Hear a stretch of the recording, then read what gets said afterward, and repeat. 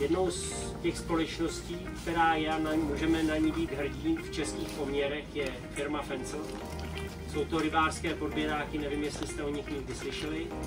Jsou to kluci, kteří ty podběráky nekopírují od nikoho, nevyrábí je prostě na asijském trhu, všechno si vymýšlí, plánují. Je to česká firma, na to, že jsme Češi, bychom měli být hrdí, stejně jako bychom měli být hrdí na to, že máme kvalitní produkty napříč spektrem, nejenom rybařině. Kluci si pro vás připravili takovou malou ukázku jejich produktů a povídání. Podběrák víceméně potřebuje každý z vás, i sumcař na nástražky, takže mrkněte na to, myslím si, že vás to bude zajímat, ty produkty si budete moct ošát, možná na vás čeká i nějaké překvapení, takže předávám slovo firma Fencel.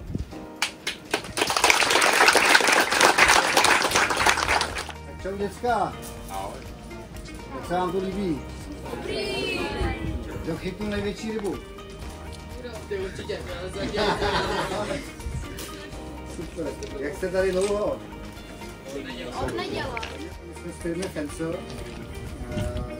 Firmu jsme převzali od pana Fencla před 5 lety. Ještě si můžu, jak mluvil o tom na začátku 13 odříkání, člověk jde, nevidí, nefunguje a tak dále, tak přesně tímhle jsme si prošli.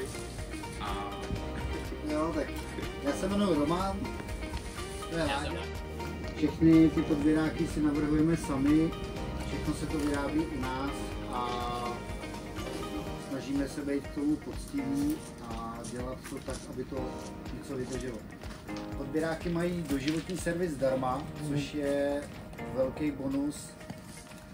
Ty podběráky v podstatě, ale může se ti zdát, že i na to šlápneš, prostě něco se ti s tím stane, pošleš to k nám do firmy, my ti to opravíme a posíláme zpátky, tak nestojí to ani korun. Takže na tom my si zakládáme, že ty výrobky jsou natolik kvalitní, že si tam můžeme dovolit ten doživotní servis zdarma. Samozřejmě podběráky jsou dražší díky tomu, že jsou použitý ty nejkvalitnější materiály, ale to vám řekne asi Láďa. A čím začneme, Láďa? Tím nejlepším. Tím nejlepším. Car Premium. Možná už jste viděli nějaký videjka na internetu, nebo už jste ho neměli, už jste zkoušeli.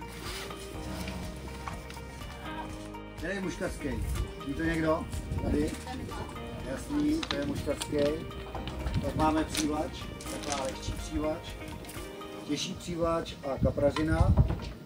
A tady to je vlastně naše vlajková loď, to je kaprový podběrák Car Premium. Jste ho zkoušeli? Tady z toho budu se? Ale když jsme ho vyvíjeli, tam byla jedna věc. Většina těch podběráků má pevný kříž a pereš se s tím do toho to prostě dávat. Ale naším cílem to bylo co nejvíc usnadnit tomu rybáři, aby v momentě, kdy zdolává tu rybu, podebere jí, tak, aby už se pak nepral ještě s podběrákem. To znamená, že největší unikátnost je to, že rybář podebere rybu, je tady pojistka na magnet, a se mu odepne tíhu ryby, a pak už udělá jenom tlak, vyhopne a ryba je v podběráku. Je to velmi jednoduchý, intuitivní, zároveň ty ramena plovou.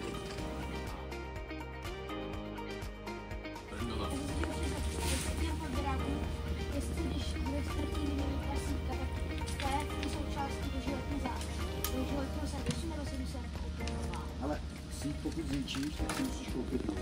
Tam je to prostě jako síť se uspotřeb. Když tady na tom podběráku není v podstatě co zničit, jsou tady tak houževnatý ramena, že my, co jsme od začátku, děláme ho 2 roky a prodali jsme přes 2000 kusů. Prodáváme podběráky do Ameriky, do Kanady, celý svět. Podeberete rybu, pod tíhu ryby se odepne magnet, pak už se udělá tlak, vytáhnou se ramena, tady je to podběrák. No, je to rychlý. Ty ramena plavou. No a jak to vlastně vzniklo, což jako nápad, hele, ušetřit rybářovi práci s rybou, s podebírání ryby, takže se to navrhne, nakreslí se to, pak se ten střed tiskne na 3D tiskárnách, což znamená, aby jsme věděli, jak to vůbec bude vypadat, aby si měl představu, jestli to je hezký. Vytiskne se plastový a různě se zkouší, upravuje se rozměry výkresů, následně se dělá kloubek.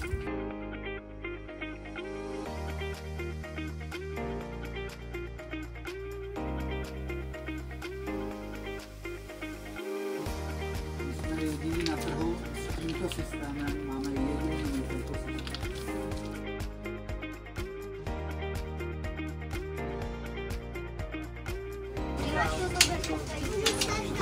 Dobrý? Dám zaplaknout. On je schválně slabší, protože ten podběrák je tak proto nepotřebuje tak silný malý. Ale ten podběrák třeba příletový je těžší, takže tam je. Takže je to Jakub. Jaké? To napínám. Let's go! Super, hele, gratuluju. Tak počkej, jaký si vybereš? Ne, to není tohle. Počkejte si vyhrát první. Jo, To jasný. si děláte srandu. Jo, ty jsi vyhrál první. Takže první, vyhrál si první cenu. Voda je jasná. Jako minule. První cenu.